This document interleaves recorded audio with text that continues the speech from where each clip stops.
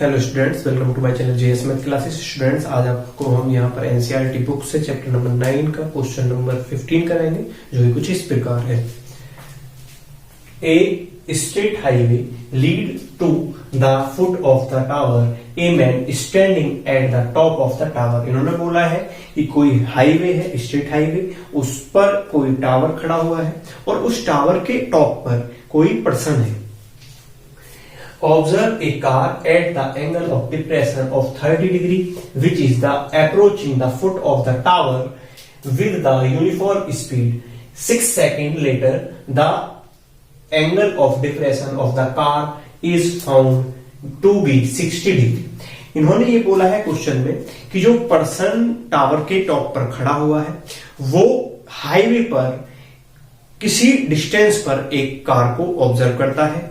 First time जब वो car को देखता है तो उसकी आईज के साथ में एंगल ऑफ डिप्रेशन कार के साथ में जो बनता है वो 30 डिग्री का बनता है, लेकिन जब वो 6 सेकंड के बाद आईज के साथ में एंगल ऑफ डिप्रेशन 60 का बनता है, तो उसके पश्चात उन्होंने बोला है find the time taken by the car to the reach the foot of the tower from this point. तो उन्होंने ये कहा है कि जिस पॉइंट पर अब कार है उस पॉइंट से टावर के फुट तक, टावर के पहुंचने को अप्रोच करने में, फुट तक पहुंचने में कार को कितना टाइम और लगेगा। तो हमें जो क्वेश्चन दिया है उसके हिसाब से हम क्वेश्चन को सॉल्व करते हैं। तो देखते हुए हम यहां पर क्वेश्चन के लिए फिगर बनाते हैं। तो फिगर क्या करेंगे कि इसमें बोला हुआ है कि कोई टावर है और वो हाईवे के साथ में किसी हाईवे पर स्टैंड करता है और उस टावर के टॉप पे कोई पर्सन है। वो पर्सन किसी एक पॉइंट पर किसी कार को ऑब्जर्व करता है फर्स्ट टाइम। जब वो इस कार को ऑब्जर्व करता है तो angle of depression, because angle of depression वो आईज से ऊपर से नीचे की तरफ दिख रहा है। एंगल ऑफ डिप्रेशन जब बनता है जब हम किसी हाइट से नीचे की तरफ किसी पॉइंट को देखते हैं तो एंगल ऑफ डिप्रेशन बनता है। तो ये जो एंगल होगा ये यहां पर कितने का बनता है, 30 का बनता है। फिर उसने बोला है कि 6 सेकंड के पश्चात, 6 सेकंड आफ्टर 6 सेकंड, तो 6 सेकंड के पश्चात यहां पर वो कार पहुंचती है, हम लेकर चलते हैं। तो इस कार के साथ में उसी पर्सन, वो पर्सन फिर से दिखता है और देखने के बाद ये पता लगता है कि जो एंगल है, एंगल ऑफ डिप्रेशन वो 60 का है, वो 60 डिग्री का है। तो क्योंकि हम जानते हैं एंगल ऑफ डिप्रेशन इक्वल होता है एंगल ऑफ एलिवेशन, बिकॉज ये अल्टरनेट एंगल होते हैं, तो ये एंगल 30 का होगा और ये एंगल यहां पर 60 का होगा। और उन्होंने ये बोला है कि ये यदि हम नेमिंग कर लें ए बी सी डी, तो उन्होंने ये बोला है कि जो ए से बी के बीच की डिस्टेंस है उसे वो 6 सेकंड में कवर करता है। तो अब हमें ये फाइंड करना है कि यह कार बी से सी पर कितने टाइम पर पहुंचेगी। वो कार 1 सेकंड में 1 मीटर की डिस्टेंस कवर करेगी। तो यदि हमको हम ये देखें तो ये जो टोटल डिस्टेंस होगी 6 सेकंड में वो 6 मीटर हो जाएगी। जो भी यहां पर वो जो मीटर आएगा हमारा निकलकर बी से सी का, उतने ही सेकंड में वो भी कवर हो जाएगी। तो हम ये लिख let the distance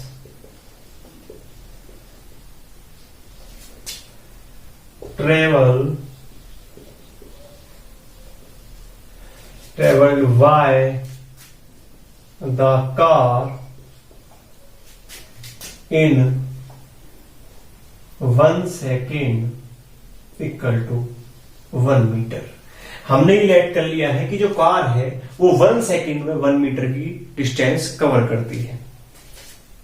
then the car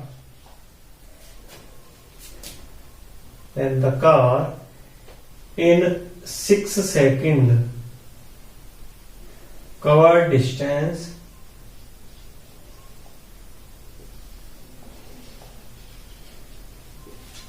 वो हो जाएगी यहां पर 6 मीटर। तो हम ये मानकर चलते हैं जो ए और बी के बीच की डिस्टेंस है वो 6 मीटर है।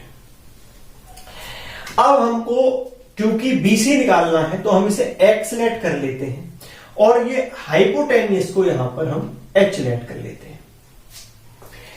अब हम यहां पर बारी बारी से ट्रायंगल्स के लिए सॉल्व करेंगे और एक्स की वैल्यू फाइंड करेंगे।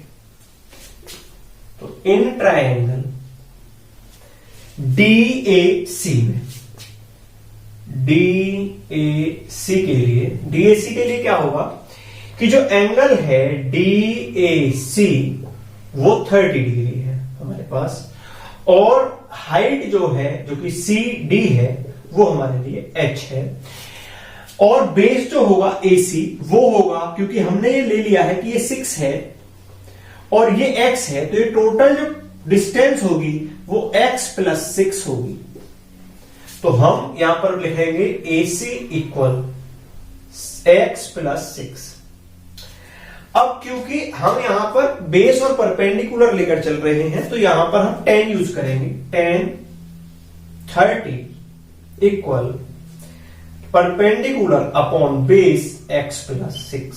tan 30 की वैल्यू 1/√3 = h x + यहां से यदि हम सॉल्व करें तो जो h की वैल्यू निकल कर आएगी वो x + 6/√3 आएगी। तो यहां पर हम h की वैल्यू फाइंड करते हैं। अब हम ट्रायंगल जो छोटा वाला ट्रायंगल है DBC के लिए काम करेंगे। नाउ ट्रायंगल DBC के लिए, तो ट्रायंगल DBC में जो एंगल B है, एंगल DBC = 60 डिग्री, और BC आपका X है और CD दोनों के लिए कॉमन है जो कि H है। तो यहां पर भी हम tan यूज करेंगे। tan 60 = H/X। tan 60 की वैल्यू √3 = H/X। X को मल्टीप्लाई में लाएंगे तो यहां पर जो H की वैल्यू निकल कर आएगी वो हमारे लिए √3x निकल कर आएगी। हम फर्स्ट मान लेते हैं इसे और इसे सेकंड। यदि फर्स्ट और सेकंड से देखा जाए तो अब हम यहां पर h की वैल्यूओं की कंपेयर कर सकते हैं, बिकॉज h दोनों के लिए सेम है। तो हम क्या करेंगे, हम यहां पर लिखेंगे comparing equation first and second. जब हम फर्स्ट और सेकंड इक्वेशन में हमारे पास x + 6/√3 है और यहां पर जो है हमारे पास √3x है।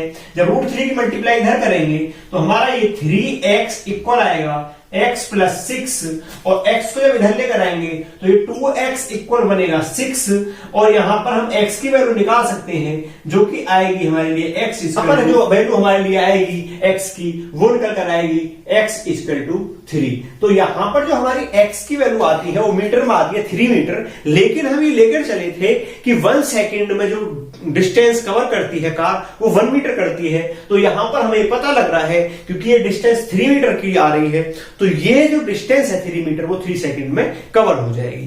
क्वेश्चन को हम शुरुआत में ही टाइम को हमने डिस्टेंस ले लिया था, तो यहां पर भी अब हमको डिस्टेंस को टाइम में चेंज करना पड़ेगा। तो यहां पर सेम टाइम और सेम डिस्टेंस है तो यहां पर जो x की वैल्यू है वही टाइम होगी। तो अब हम इसमें लिखेंगे हेंस,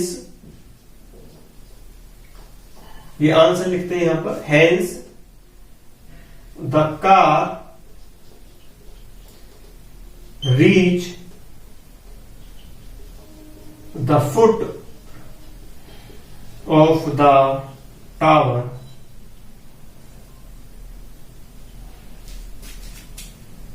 is 3 सेकेंड। तो 3 सेकेंड जो आता है वो हमारा आंसर निकल कर आता है कि दिस पॉइंट से इस